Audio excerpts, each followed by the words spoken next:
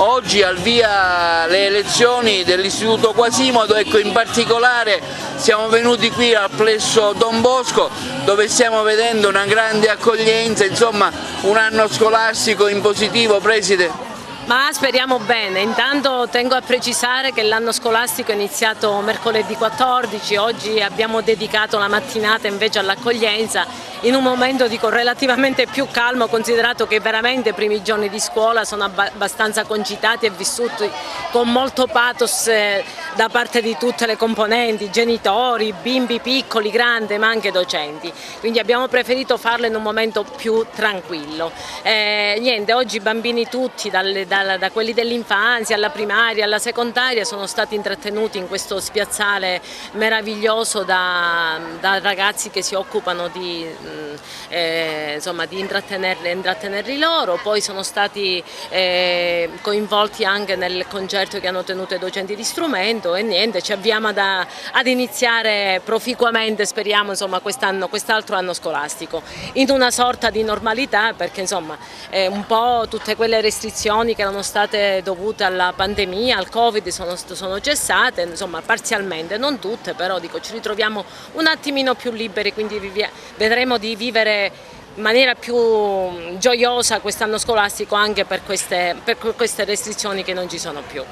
Ecco, lei come dirigente scolastica dell'Istituto Quasimodo ha un impegno importante, anche gravoso, perché gestisce 8 plessi. Sì, proprio sono 8 plessi che insistono su 3 quartieri diversi.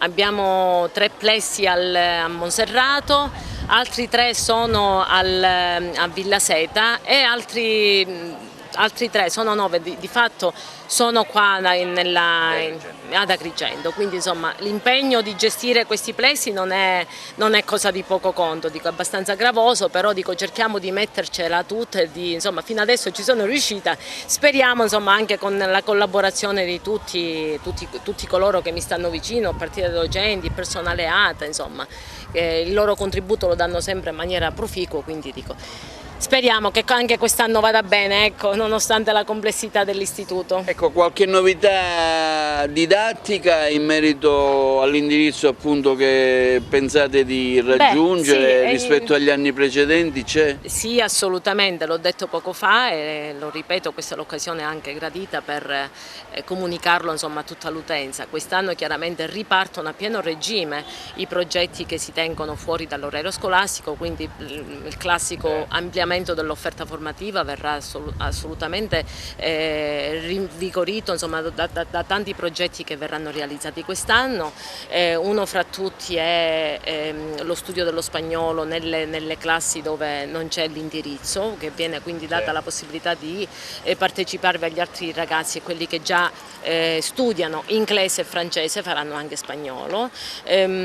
Sarà implementato lo studio della musica e quindi dello strumento musicale a partire dalle classi quinte della scuola primaria, e questi sono i progetti che per adesso sono messi in conto per quanto concerne la scuola primaria e secondaria di primo grado. Abbiamo anche lo studio del latino e per quanto riguarda i piccini stiamo avviando anche con loro un progetto di sport, considerato che si sta dando tantissima importanza e valore all'educazione motoria. Stiamo cercando di coinvolgere degli esperti che cureranno delle attività dedicate ai bambini più piccoli.